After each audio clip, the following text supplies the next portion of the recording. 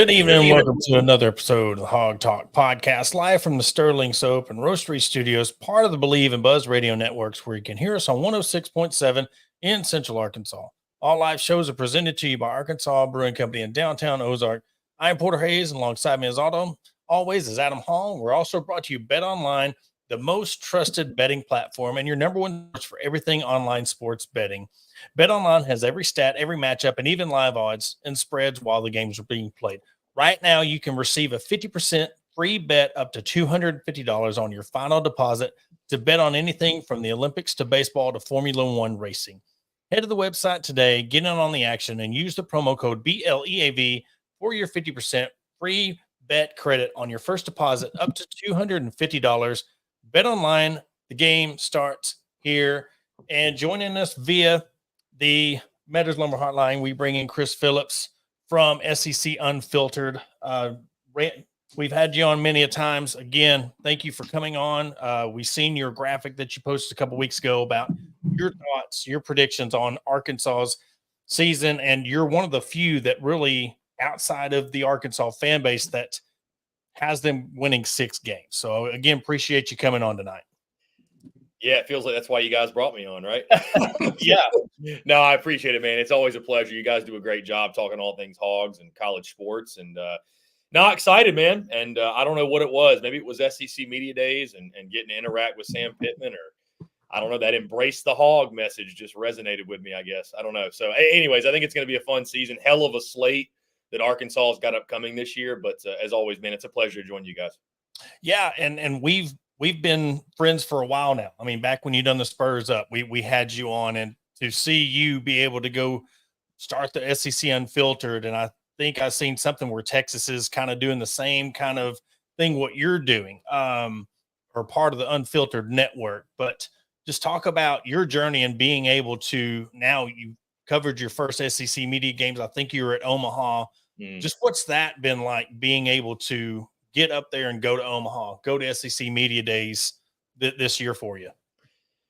Yeah, the last 8 months have been incredible. I mean, truly, I had a blast with, I want to say thank you to those who supported. And obviously the Spurs Up show experience was incredible. And without going into great detail, because we could spend this entire show just talking about how the evolution happened, what went into the decision-making, all that. But, I'm having more fun than I've ever had creating content and being an entrepreneur and the new opportunities and doors that have opened since the SEC Unfiltered launch. You mentioned one of them.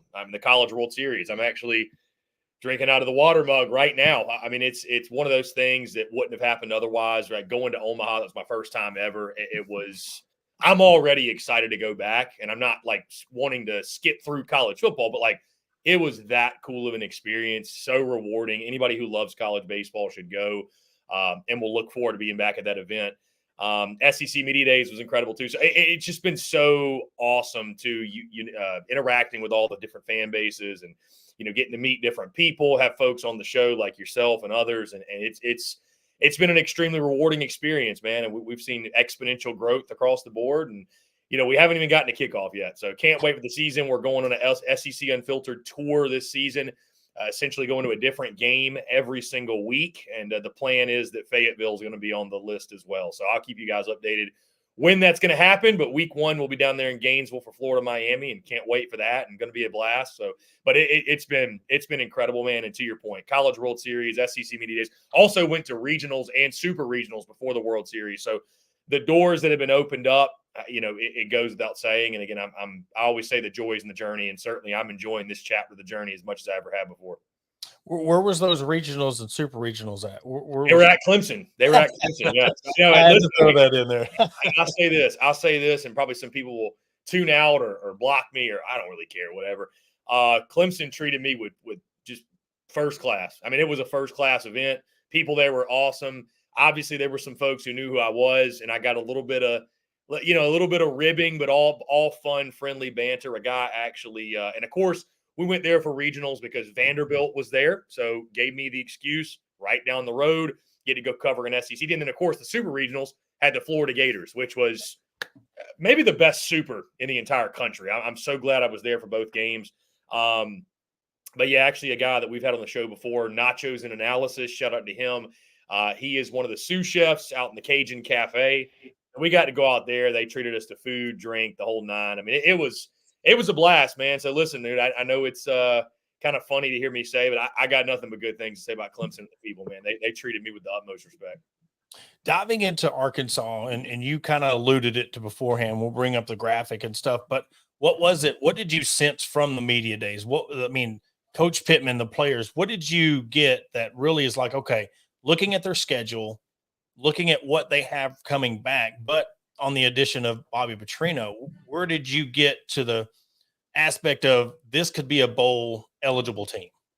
So, guys, I'll walk you through sort of my process when I go through game-by-game predictions. Like, I'm not one, we do all of our research and we're previewing stuff and we're crunching numbers. But, when I sit down and make predictions, guys, honestly, I go with my gut.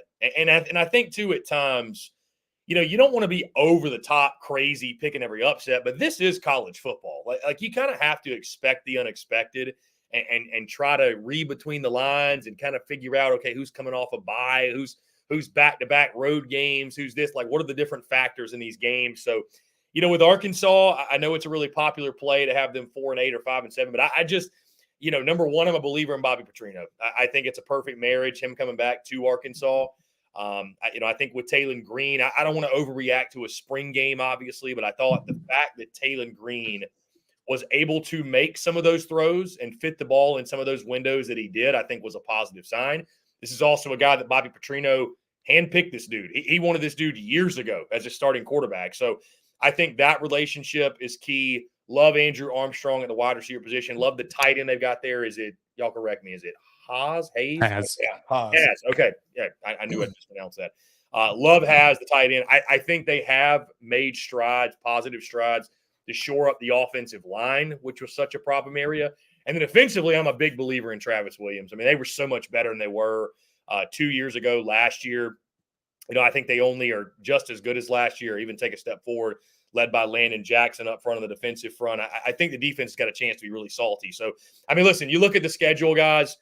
It's a gauntlet, but, I mean, is this any different from any other Arkansas schedule in the history of Arkansas schedules? I mean, the big one's week 2 at Oklahoma State. I think going to Stillwater, Okie State's going to be a good team. Ollie Gordon obviously back. But, I mean, they're wildly inconsistent, guys. I don't see any reason why Arkansas can't win that football game. And the other one that really, really caught people's attention was the Auburn game. And I'm not sold on Auburn. I'm just not. Like, I'm not saying that they're going to be a 4 or 5 win team, but from the standpoint of, I'm not a believer in Peyton Thorne, admittedly, and I think that's one where Arkansas can outscore Auburn. Now, I know it's at Jordan Hare. That's the thing, the wild card. Really, really tough place to play. We know that place it's essentially built on an Indian burial ground, so you never know what's going to happen there. But I think Arkansas can steal that one, and I think they can pull the upset. And, guys, you know what? Even if it's not that Auburn game, I think Arkansas will pull an upset. Whether maybe it's finally beating Texas A&M in Arlington, God forbid. Yeah. Maybe it's tripping up a Tennessee. It's tripping up a Texas. Maybe the win over Mizzou finally happens. Again, I'm not picking it, but I think there will be one more there on the schedule that I think Arkansas will get. Mississippi State fans were very quick to let me know about the history of the series, and they disagreed adamantly with the pick. Yeah. I'm not a believer in year 1 of Jeff Lebby, guys. I think they go 4-8. I don't think State wins a conference game. Guys, we actually did a preview of them today at the day we're speaking of this, and I've never seen this before. I was looking at returning starters. I get to offense. 0. They have 0 returning starters on the offensive side, and they have 2 on the defensive side. So, like, Mississippi State may surprise, but I don't see it. Or until I see – and I like Blake Shapen, their quarterback, but I don't see it. So, I think you can look at the schedule, guys, one of 2 ways. It's very difficult. It's very daunting. There's no question, but there's a lot of opportunity here. I mean, especially you got to win that Okie State game. I think you could argue that's the most important game because you win that one. You'll be 3-0. You'll have won 3 in a row with a quality win in there, really high quality win, and feel good. And from there, I mean, all of a sudden, Auburn, Texas A&M, maybe Tennessee, maybe LSU at home look more winnable. But that's the other key, guys. Arkansas's got to play better on the home field. I mean, it goes without saying. They were abysmal there last year. You got to protect the state of Arkansas. You got to protect Fayetteville. And if they can do that, again, I think Arkansas could get to 6 wins. Looking at last season to this season, who would you say, what position group does Arkansas need a vast improvement on? I mean, I think offensive line goes without saying. I think that's one that, I mean, listen, nothing Bobby Petrino or Taylon Green or anybody else has visions of happening can happen if the offensive line isn't improved. That has to be shored up. I mean, it was just, it's crazy to think how much different it is in a year, right? No more KJ Jefferson, no more Rocket Sanders. But it was a shame because you didn't get the best version of those guys anyways because the offensive line was so bad. I mean, KJ was running for his life. Obviously, we know the Danny Nose thing was a disaster, and we're happy that he's gone. But the offensive line's got to take a step forward. And I think, too, guys, we're talking about Arkansas. We're talking about Sam Pittman. Not all 6 and 6s are built equally. Not all 7 and 5s. Not all 5 and 7s. So if you go 6 and 6, but the offensive line's an eyesore again, here's the thing, guys. When it's your bread and butter and it's your calling card and you're a coach that's on, treacherous waters, is on the hot seat, like the thing that you're supposed to be good at cannot be a liability because, there's nothing better as a head coach is on a hot seat than having a scapegoat or having an excuse, right? So if you're the offensive-minded guy and the defense is go, well, we can go get a new D coordinator, right? But if you're in control of the offense and the offense stinks, we got to go get another you. So like if the offensive line's not good again, like what is the excuse? It all falls back on Sam Pittman. So, I think not all records are built equally, but certainly they need to play better up front. They need to play better in the trenches because that's supposed to be Sam Pittman's calling card. I brought this up last week with me and Adam, and I was looking at last year's schedule compared to this year's. And we talk about that big key game against Oklahoma State, but you look next week past that, you got UAB. Last year, the BYU game, and then you went straight into the SEC gauntlet. How much of an advantage, or what do you think the difference is this year if you do, say, slip up and get beat by Oklahoma State? You have a game to bounce back, opposed to you lose a game like that against Oklahoma State, and then say, let's go, you go Auburn, A&M, Tennessee, LSU, and then Mississippi State. Momentum is a fickle mistress, Porter. So I would agree that, having that game after Oklahoma State, no matter what happens, to sort of catch your breath and gather yourself and say, okay, boys, let's get ready for SEC play. I think it's a positive for sure. Again, no matter what happens, win or loss, to kind of recenter, refocus, get your ducks in a row, whatever you need to do, put the last finishing touches on getting ready for the SEC grind. So, and of course, you got Louisiana Tech in the non-conference sprinkled in there late in the year, which I don't think will be a problem. But yeah, I do think, look at these teams in the past, like the Kentuckys, the Missouris, this year, the Ole Miss, God forbid, that they've benefited from having and I'm not going to call Arkansas's like front half of the schedule soft by any means, but they've benefited from having some of these non-conference games early to kind of get rolling. And, it's nice to have 2 or 3 weeks to maybe answer some questions that you have. So yeah, I think certainly having that game after Oklahoma State is beneficial. And, everybody and myself, I've only looked at one aspect of if they slip up, but I think it's even more important, even if you win the game.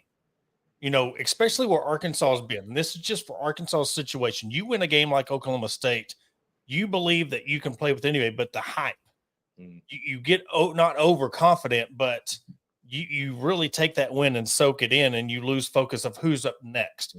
Having a big win at Oklahoma State, now you get a game next week against UAB to really kind of come back down to earth, focus on what you need to fix, and then head into the SEC season. Yeah, I mean, emotional highs and lows are part of the game. So to your point, I mean, an emotional high can be just as, treacherous or just as damaging as an emotional low. I mean, the enemy of being great is complacency. So, I mean, to your point, it's one of those things where if you're not, if you don't have the right leadership on your ball club or, these are 18 to 22-year-olds. So can they slip up, start patting themselves in the back, reading their own press clipping? Sure. But, guys, to switch the convo a little bit, it definitely feels like a year where there's not going to be a lot of gray area with Sam Pittman. He's either going to be the right guy or not. You know what I mean? Like, the schedule's so treacherous to a point to where you're not going to be able to hide. Like, I just don't think you're going to be able to put lipstick on a pig and go 6-6. If you go 6-6, you're a pretty darn good football team. Because you had to win some big games. You either had to go on the road to Auburn at Jordan-Hare and win. You had to beat a Texas A&M and win. You had to beat a LSU or Texas or Ole Miss at home and win. You had to go beat a Mizzou maybe. So, I mean, I don't think you can cheap your way to 6 or, God forbid, 7 wins. Like, it's – and, if you – it feels like, guys, it really does feel like it's going to go one way or the other. Like, I think it's more likely that Arkansas goes 7-5 or 4-8 than goes 5-7 and is kind of floating right in the middle. You know what I mean? Because we talk about momentum, it can snowball one way or another, and hopefully, obviously, it's in the positive. But I think we're going to get to the end of the season. I think we're going to know. So we all get to see Bobby Petrino back in Fayetteville on the sidelines or up in the box. What do you expect to see from the offense if the offensive line holds up? A lot of points. I mean, I think it's, I think the spring game gave us a teaser, but, I think it's going to be that high-flying, up-tempo. I think it's going to be in a modern attack. I think you're going to see quarterback run game, Taylon Green. I know that Arkansas has been dropping some of the highlights, and I do agree, by the way, with Patrick Ward here that the schedule is tough every year. So, like, not using it as a crutch, just identifying that it's a difficult schedule. But, again, I think you can look at it as lots of opportunity, right? Like, if you're looking to save your job, you got plenty of spots. You can get a dub and save your job, right? Get a couple of those wins. But, no, I think it's going to be an exciting brand. I think Taylon Green is a guy, needs to be more accurate with the football. I think he was around 55% completion percentage at Boise State. But, he's got the size. He's got the skill set. He can move. I think, again, quarterback run game is going to be a big part of the offense. And I think you're going to see them push the football down the field, right? I think, obviously, run game, they want to run the football. I think what we miss out on sometimes is that a lot of these pass – we feel like they're pass-heavy offenses. Like, we look at the Josh Heupels and the Lane Kiffins. It all is it relies on running the football effectively. And I think Bobby Petrino's will be the same way. So, I mean, I'm expecting, listen, a high-flying offense, pushing the football down the field, using Taylon Green's athleticism to extend plays, and using quarterback run game to keep the defense honest, and using run game in general. But, again, it does come back to the offensive line getting a push. And if they can do that, again, I have full confidence that Bobby Petrino, I mean, the man still knows how to call plays. He still knows offense. He's in a place he's very familiar with and has had a lot of success at. And I think they could bode really well. And they're bringing back the eye. I mean, you had 5 games last year, 7 points or less loss. You had the game against LSU where you just red zone after red zone attempt that, just didn't go Arkansas's way. But going to the other side of the ball, we put a lot of emphasis because we're talking about Bobby Petrino, but Travis Williams and the defense, Landon Jackson, Hudson Clark, you got some guys that are in the mix there. What's your biggest concern on the defensive side of the ball when it comes to the Razorbacks? How do you replace Pooh Paul Jr.? That's my question. And that was a brutal blow for the Hogs, I thought. I mean, that's a dude that, I think is probably one of the most underrated linebackers in the SEC. I think he's going to be a star player on that Ole Miss defense. And so I think that's one. Who's the leader on the defense? I know it's Landon Jackson up front, but, that's a big piece, guys. That's a big piece to lose. So, is it a Xavier Sorey in the middle? Is it a Steven Dix, Larry Worth, a Brad Spence, if you will? But just who steps up at the linebacker spot? I feel pretty confident with the rest, guys. And the secondary's got a chance to be pretty good. Obviously, line of scrimmage play on both sides. We're talking about offensive line. Defensive line is going to be so critical and slowing down that run game. And Landon Jackson needs to have his best year yet. But to me, my biggest concern is who steps up as that leader in the middle of the defense, because losing Pooh Paul Jr., it hurts. I mean, there's no way around it. It hurts that defense. Going back to the schedule, and I know we've touched on how big the Oklahoma State game is. Is there any other game in particular that could swing Arkansas season one way or another?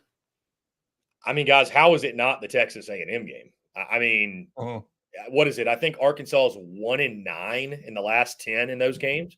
And the one win they had, what do you know? They won, I think, 9 games in the Outback Bowl. So, I mean, to me, that's a pretty good indicator. If you win that game, you're probably going to have a pretty successful season. So, I think because it's still early enough in the year, too. I mean, you could say Auburn, at Auburn's going to be big, but if you can get that Texas A&M monkey off your back, and especially too, guys, another big reason why it's so important is that, year 1 of Mike Elko, you're in year 5 of Sam Pittman.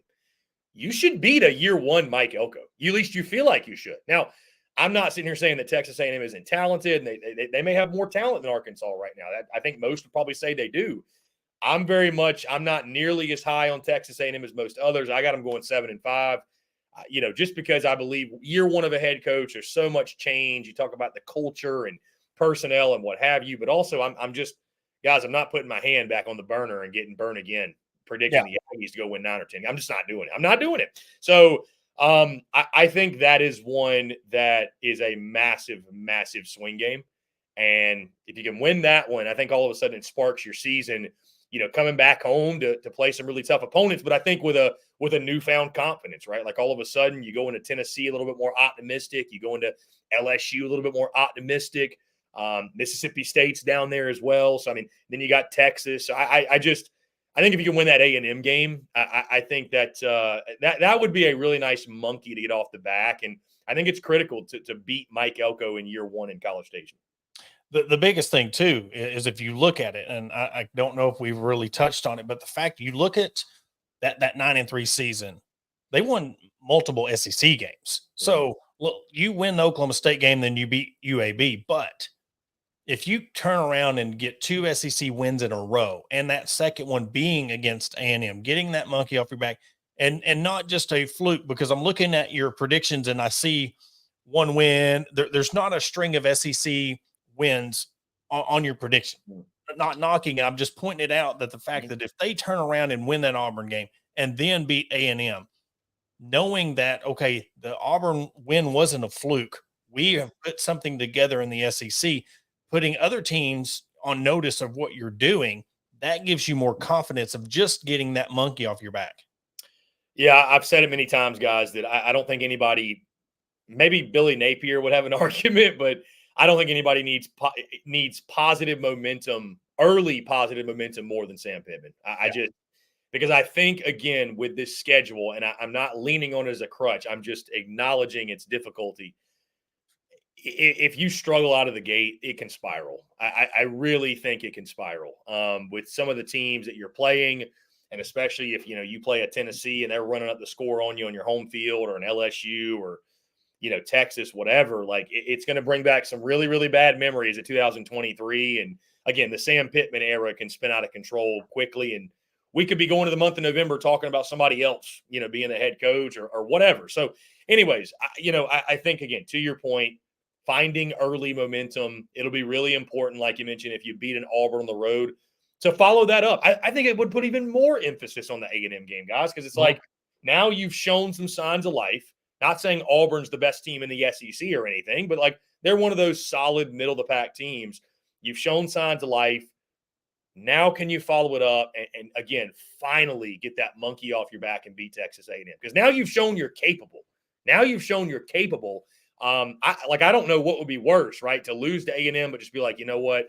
This team just wasn't good at all. Or lose to A&M and be like, you know what? It stinks. Is like many previous years, we had just as good a team, if not better. We probably finished with a better record than them, and we still couldn't find a way. Like, what would be more frustrating? So, to your point, stacking up early wins, stacking early momentum, it's hard to envision a world where Arkansas starts 5-0. But again, man, college football's crazy. It's crazy. Yeah. It's a crazy game. It's a crazy game. And I think if things are clicking, it's certainly possible. Speaking of craziness around the country, we talked briefly beforehand of some of the NIL stuff going on here in Arkansas, but how much do you put stock in that NIL is basically the end all be all in fielding a roster in this day and age? I think it's massively important, guys, as we move forward too, and it's not going away anytime soon. And I'm sure things will happen where regulations will come into place and we have some structure, but at least for the time being, for the near future, guys, I'd say it's as important as anything. And, again, we were talking off air about this, and I'll just echo what I said, that, to me, it feels like, and I've said this many times, I'll say it again, the business of college football has never been better. The time to be a diehard fan, especially of a have-not, and what I mean by a have-not is not one of the blue bloods, not one of the elites. It's never been worse, just because it feels like it's an arms race at this point. At one time it was an arms race of facilities, right? You had to have one of the nice facilities. Now it feels like it's an arm race. And then we heard the word culture. That was the buzzword. Well, now NIL is the buzzword. And it's an arms race for how much money do you have? I mean, at the end of the day, guys, and I know not every guy is going to every school because of the payday, but if these players are on the fence, you know where they're going. You know what I mean? It's that big of a deal. So, I think like everything else in life, right? We see this in everything, in the economy, whatever. The rich will get richer. The haves will continue to thrive, and the have-nots will continue to struggle. And like I think on the recruiting trail, it's, again, not every kid is different of why they make decisions. But if you don't have the proper resources in place in regards to NIL, you're fighting an uphill battle, guys, and you're essentially working as like Billy Bean in Moneyball, where, you almost have to look at it as like, if we try to win like the Yankees in here, we will not beat the Yankees out there. It's like, you just can't. I mean, if you're in Arkansas, if you're a South Carolina, if you're a Mississippi State, you can't go out recruit Georgia. You can't go out recruit Alabama. You can't go out spin them either. That's the problem. Texas A&M, another one. Like, it's just going to make the game so much more difficult. I'm not saying it's impossible, but if you don't have that NIL backing, I don't see a world where you don't get lapped. I think that's how important it is.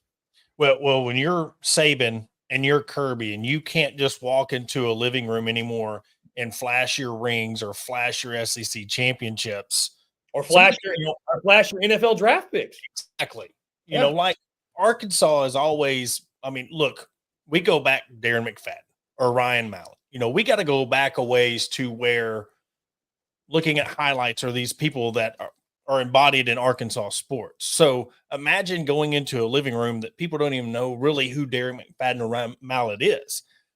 It shows you when you can get those recruits, that money means a lot. Look, let's go to basketball. Look what Cal did. I mean, Arkansas did just in an offseason where you had no coach and one guy on the roster. All of a sudden you brought Cal in a 5-star class. That right there shows you where it is. And I know it's harder with football because you've got now with the, next year or whenever they're starting the scholarship up allotment to 120, how much money are you really thinking that it's going to take to fund these? I think there was a right here. How much will each fan base produce? Look, I think it's far beyond what the fans can produce. There's just so much money. I don't think anybody out there believes. Maybe some do, but I don't think crowdsourcing or fan funding is a sustainable methodology to and I'll tell you this, guys, I'll take it a step further.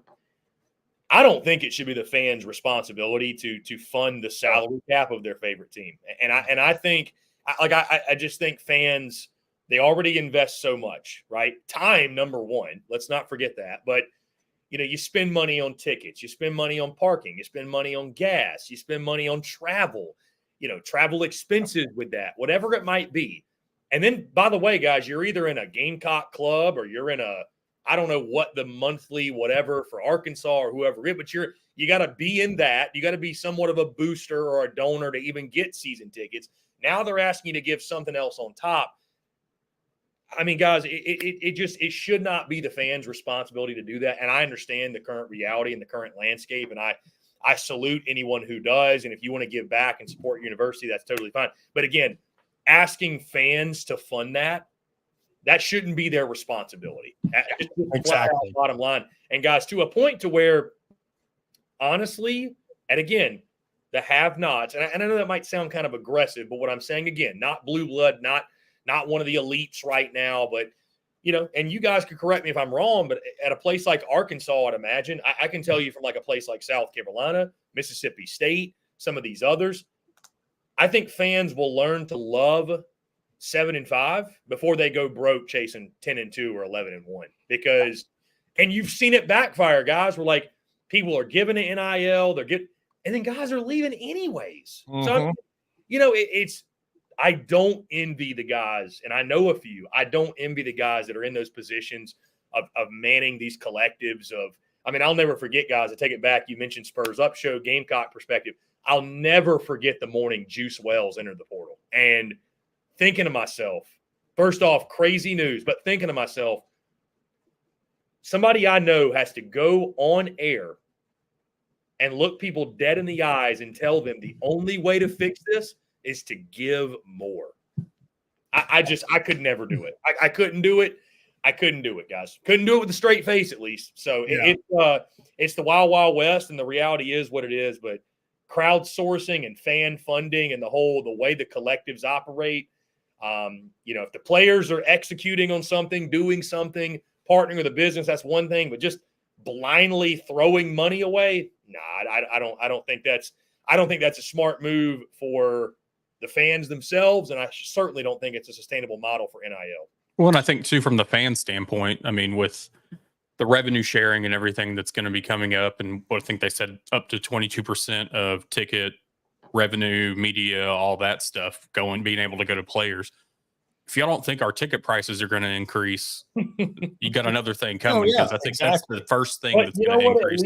And we were talking about this off air, guys, but I'm sure we'll get into it with the whole casino thing. And I mentioned like there's a Vol lager now, right? Like Tennessee's got one, South Carolina I think has one. There's other schools that have done that. Like I'm all for the getting creative in NIL. Like I think there are ways to, if you need to get more, or like, but so I'm because I'm not opposed. Like, if you're going to trade off something, if I'm going to give you money, at least give me some value in return, right? Yes. Because supposedly when I give to NIL, I'm getting value from the standpoint of like I'm helping boost my favorite team's roster. But guys, there's no guarantee in that. You and I both know that. So at least when you're doing it that way, where there's some exchange of goods, at least I know I'm getting something. And then maybe my favorite team might also benefit. Right? I get to kill two birds with one stone. Again, you got to get creative when it comes to NIL. So nobody wants raised ticket prices. Nobody, but at least at that point, it's like, hey, you know what? This is worth the price of admission. I'm getting to go watch my Hogs and help my Hogs simultaneously. Right? And you don't feel because guys, again, nobody I'm friends with or nobody I know just likes to pay for nothing. You know what I mean? Like nobody wants to feel like they're throwing away money. There's a lot of other things you can be doing. So with that money, but getting creative with an NIL, I think is really, really important, especially if you're one of those schools that, maybe you feel like you're fighting an uphill battle, or maybe you don't have as deep of pockets as some others. Well, Chris, man, I know you've got a busy schedule ahead of you. You said you're going on tour. Tell everybody where they can find you on socials, and what if you could pick a game. What game, if you're looking at the Arkansas, I want to go to Fayetteville, which game are you looking forward to? And then where everybody can follow you on socials. Yeah, Porter, I'll start with the Arkansas game. The one that, and don't hold me to this because it's going to be kind of fluid. The one that I've got circled right now, believe it or not, I kind of narrowed it down to 2 or 3 games per week. The one I've got circled right now is the Arkansas-Tennessee game. That's the one that, I really want to experience these venues.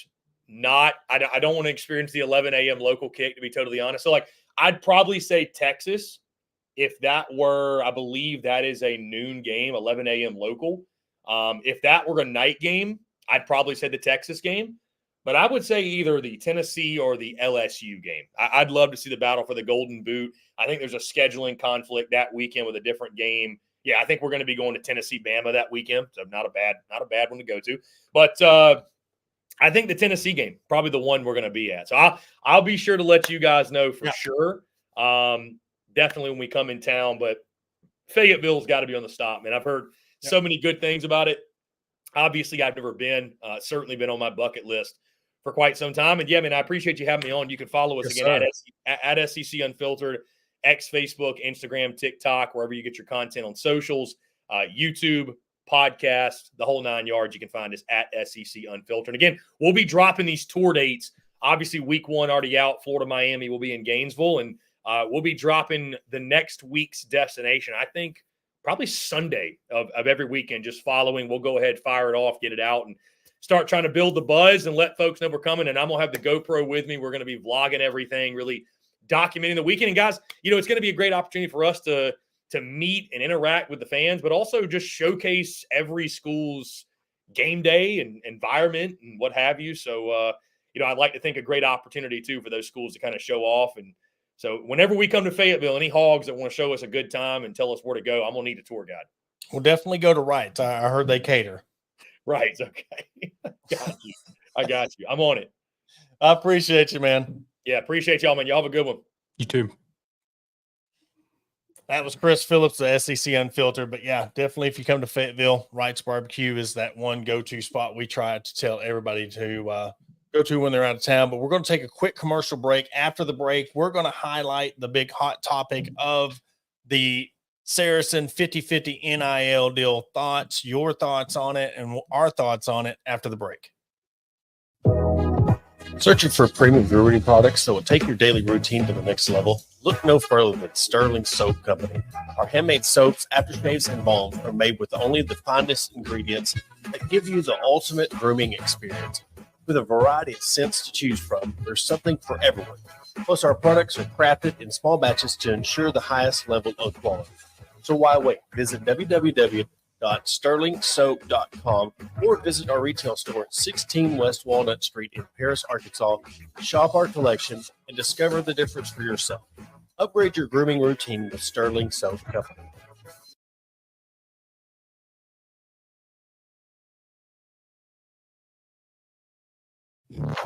Are you looking for a place to grab a cold drink and some delicious food?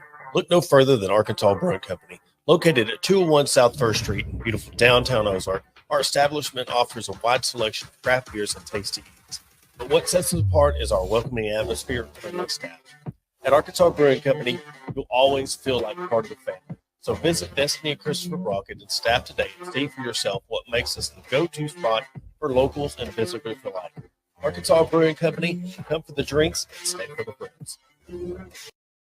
Attention DIYers and home improvement enthusiasts. Are you searching for the right tools and the supplies to tackle your next project? Look no further than Mentor's Hardware Store. With locations in Ozark, Alma, and Clarksville, our vast selection of hardware and building materials is sure to have everything you need, whether you're fixing a leaky faucet or building a new deck. Plus, our knowledgeable staff is always on hand to offer expert advice and guidance. And with our competitive prices and convenient online ordering, Mentor's Hardware Store is your one-stop shop for all your DIY needs. Visit us today and let's build something amazing together.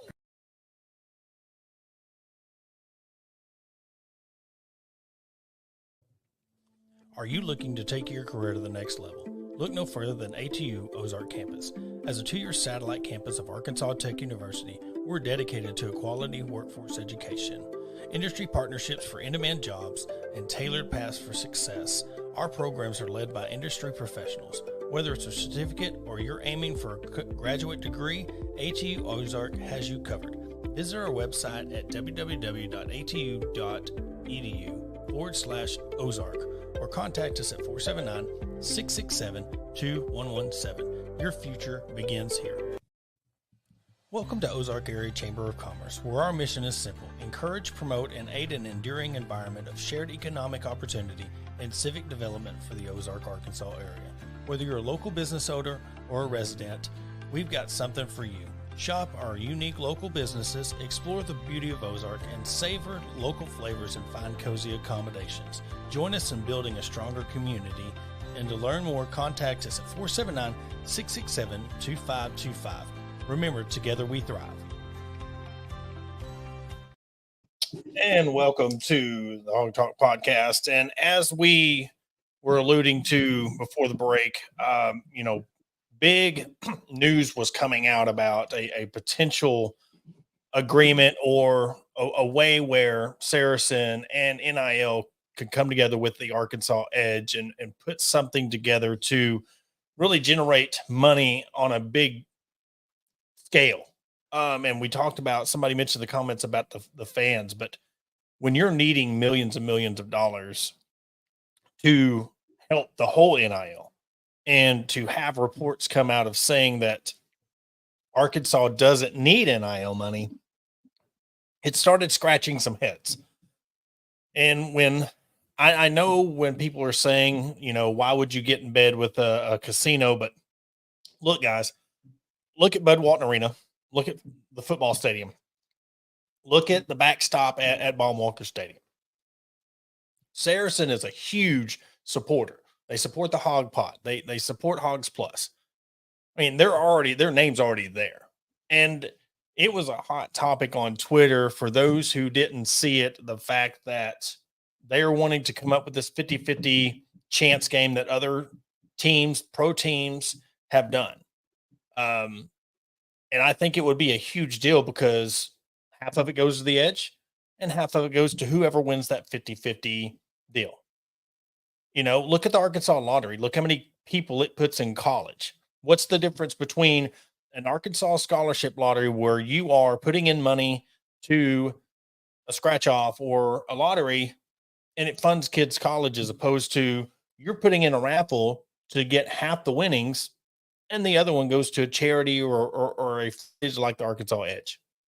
Well, sitting back and thinking about it also, we look at like the Arkansas Edge. I believe their number that was put out 736, 732, something like that.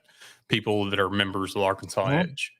And, just sitting and thinking about it, I think more people would be willing to have a chance in this 50-50 raffle weekly than paying the collective however much they're going to pay monthly because of that chance to win the pot, if you will.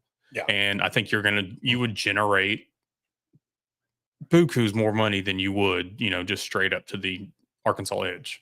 And that's no knock at Arkansas Edge. It's just, this is like we were talking about getting creative, finding creative ways.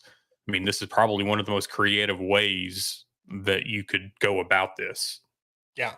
And the fact that there's some saying, well, they're doing it for free advertising. Again, they give enough money, but Edge approached them about a collaboration. It wasn't the fact that Carlton Safa, he's the one, he's been on Drive Time Today, John Neighbors show. He got interviewed by Best of Arkansas Sports. Each one of them have their articles and their podcast out of their interview. So if you want to go read the articles or look at his interview with him, he really breaks it down on what his plan was wanting to do and also where, things get a little tricky and who would, and that, Adam, that was my thing. Okay.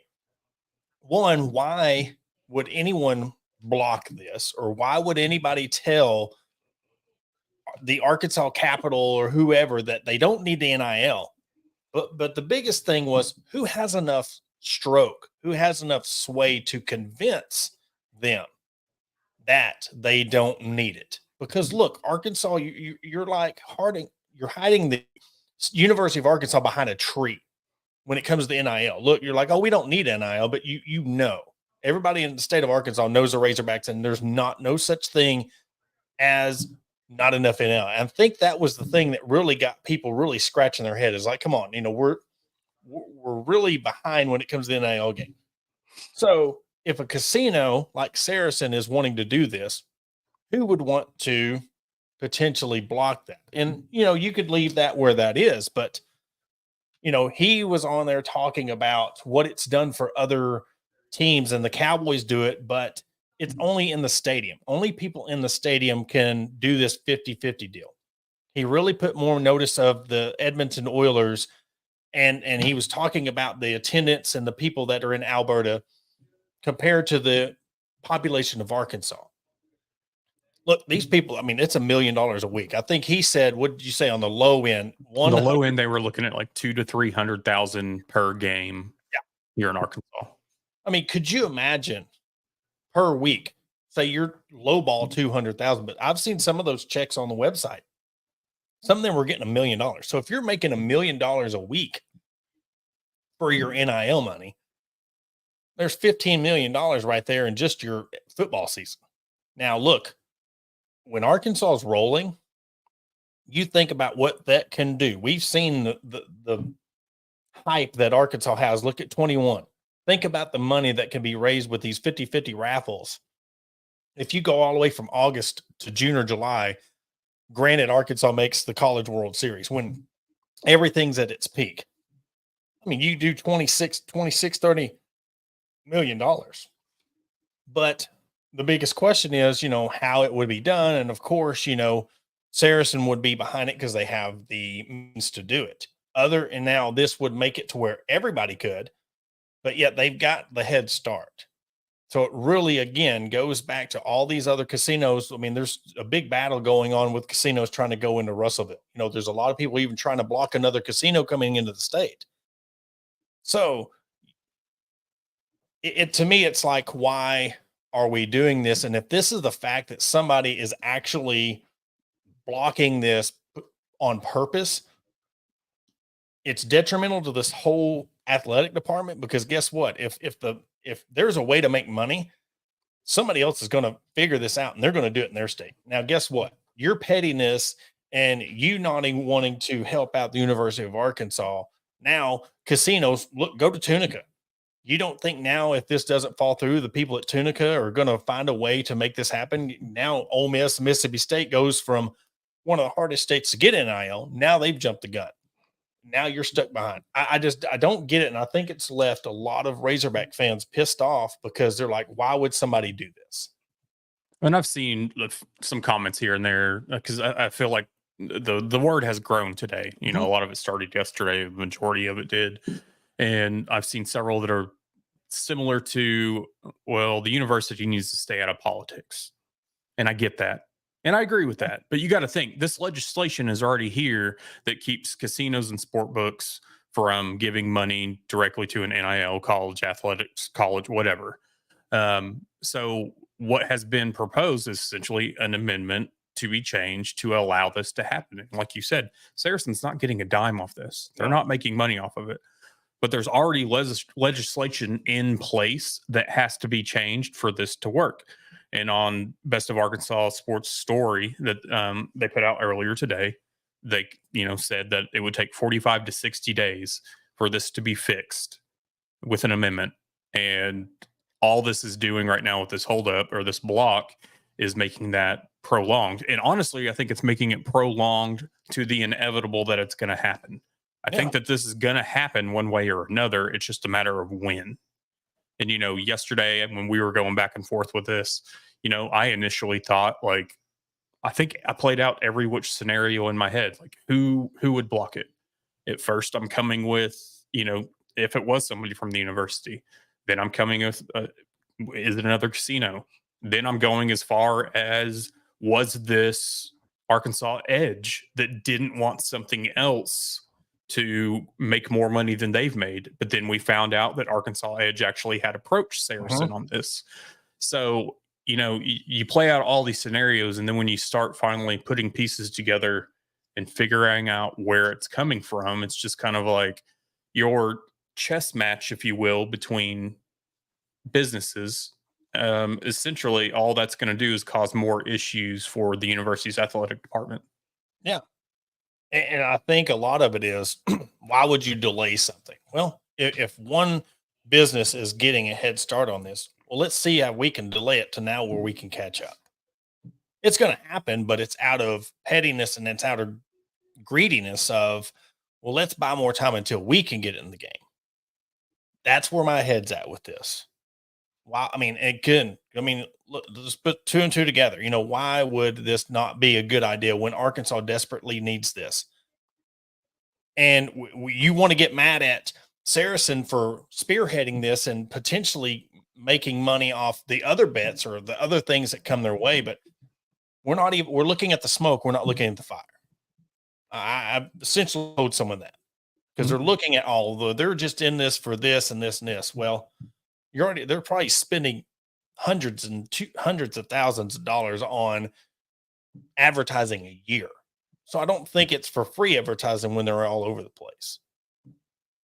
But it's one of them things that it saddens me, because of the fact that when we're talking about business, and I knew this would come around, but we're looking at the players or this and that, but now we're seeing big businesses that are wanting to do something, and there's blocking. You're going to the state capitol and telling people, no, Arkansas don't need that money. Bull crap. And it's just one of them things that Carlton even said himself. It is BS what's going on. This is a win-win situation where he could solve the NIL and change the game and put Arkansas, and Arkansas was the first one to have a collective So this would change the game. The fact where all sports win, you could make enough money to where every athletic program at the University of Arkansas, this goes beyond the football, basketball, baseball. Because guess what? All the things that we're saying, you're only funding football, basketball, and baseball. Every single men's and women's program could benefit off of this. You could make that much money off of this. And guess what? It's right here in Arkansas. Big point he was making was these big bets, the price bets or DraftKings. You're talking about the big offshore stuff where now they're going to charge you a surcharge for winning. Like you have to pay a tax on top of a tax for winning. It's like going to an Airbnb and paying for the cleaning fee. It's gotten that ridiculous. So guess what? If he's wanting to do something and they're doing it in state, why not give back to an in-state casino or in-state business, because they're trying to help out. And people get butthurt over the fact of why we doing this, why we doing that. We're beyond past that. When NIL and big boosters where you could put Tyson on your football field or Walmart on this and that, look, we're past it. We have to just accept the changes that are going on, because if you don't accept the changes, Arkansas is always going to be at the bottom. And then you're going to be the ones wondering why Arkansas is at the bottom when we've had this opportunity presented to us and you want to sit there and potentially cock block it. Well, it's one of those things too that you kind of look at. It's an arms race, and Saracen got there first. Yeah. They came up with it. They had the idea. What were the others doing while Saracen was coming up with this, twiddling their thumbs? And like, you brought up that, yeah, Saracen will benefit from the traffic that'll be driven to them. But hey, nobody's balking at Razorback chicken nuggets. Mm-hmm. I mean, it's one of those things that, hey, we're funnel. I mean, John Tyson's paying X amount to the university for NIL. And hey, guess what? They're going to recruit some of that and Razorback chicken nuggets. Exactly. So it's just one of those things. Yeah, exactly. It's just let it happen. It needs to happen. And personally, I wouldn't want to be the one. And when I say the one, I'm specifying the one behind the scenes that is causing the drama, the block, etc. Yeah. And the thing is, look, internet's undefeated.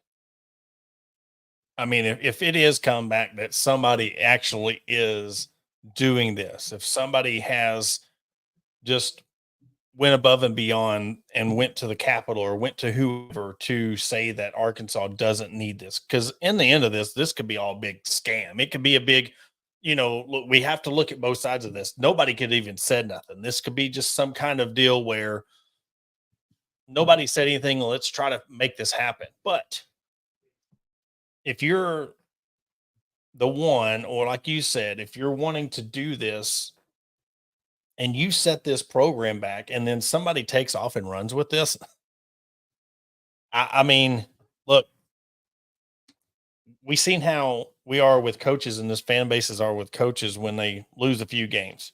Lose an NIL deal worth hundreds of millions of dollars for the whole university, where you could potentially fund whoever you want that you can get.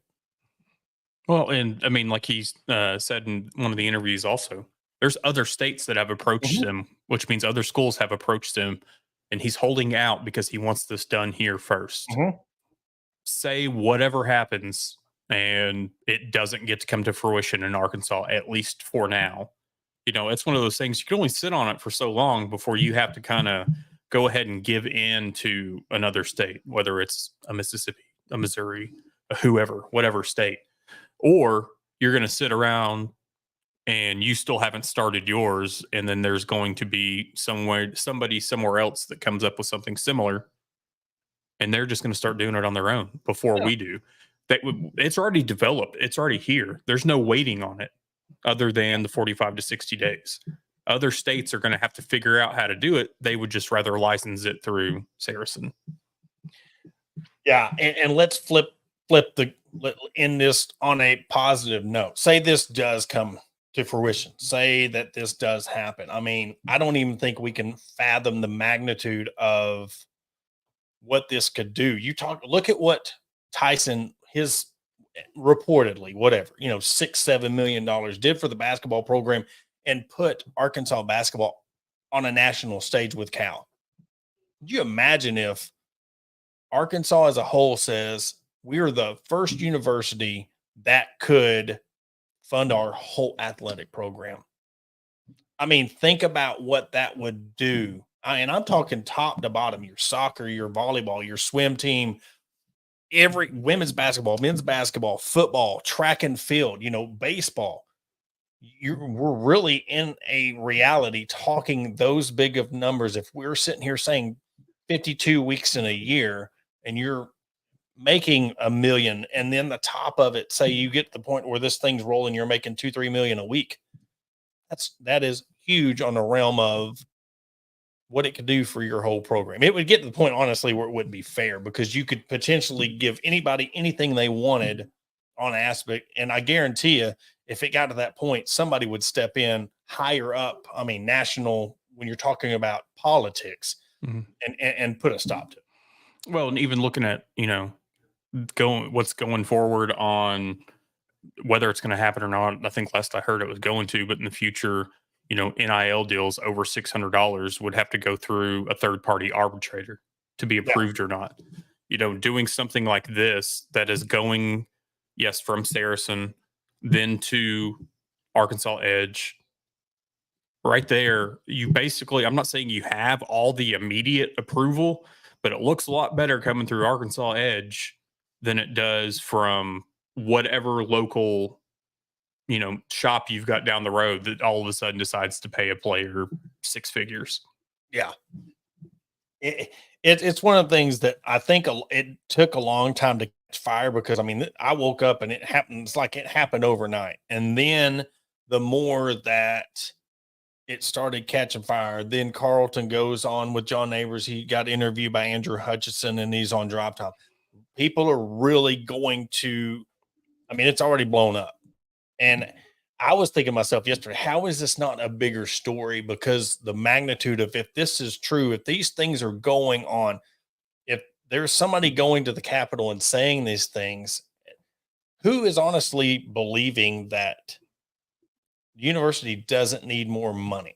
That's the thing that just blew my mind more than anything, that they would believe that. Like, oh, well, I guess you're right. They don't need more money. And now you're going to block it. So I just think there's a lot more to this. I think there's going to be more that we find out because this thing's really starting to catch fire. I think it's going to get messy. I think it's going to get to the point to where things are going to get called out. And in the world of social media, it's going to be the point where we're going to find out sooner or later what's really going on. All I'm saying is have your popcorn ready. I know that we're all ready for it. We're all ready to be able to, have some clarity because I think that's all we're all at. I mean, like I said, we're playing all the scenarios in our head. So whether it's a rebuttal from the university or another business that wants to come up and say something, I'm ready for it because I would like to hear another side of the story. Yeah. And we'll see. I mean, and I know by Thursday we'll have more on it. When we come to you 6:30 on Thursday, we'll do one more Thursday show. And then after next Thursday, we will be transitioning to a Wednesday show because of junior high football. But yeah, I don't know. It was one of the things, the whole topic really intrigued me. And it was almost like I was reading a Hardy Boys book. I really wanted to get to the bottom of it. You really wanted a deep dive, try to find out what's really going on. And the more and more that this stuff comes about, I don't know. It's just like sometimes I really have to just shut my phone off because it's like I'm waiting on the next little crumb to fall to see where this is going. Well, like you're just going to drive yourself crazy coming up with the who, what, when, where, why. Like it's going to change. When you think you've got it figured out, you're going to get a curveball. Sergeant Mustard blocked him with the knife in the bedroom. It's one of them things. Adam, you got anything else before we wrap it up? No, I'm good. All right. Well, hey, that will do it for this episode. We want to thank Chris Phillips of SEC Unfiltered for coming on again. We appreciate all of our sponsors. We'll come to you Thursday night, 6:30. We're going to have a guest on at 7. We're going to have Liliana from Vulcan Pickleball coming on at 7 to talk about you talk about another big game, something that's blowing the nation, taking the nation by storm with pickleball. Is one of the top facilities, the official pickleball product of the Pro Pickleball Association. I can't keep on saying that fast enough without getting tongue tied, but right here in the state of Arkansas. We'll talk to her Thursday at 7, and we'll catch you then. Thank you for tuning in. Brought to you by Bet Online and Believe Network. And thank you to Sterling Soap being in the studio.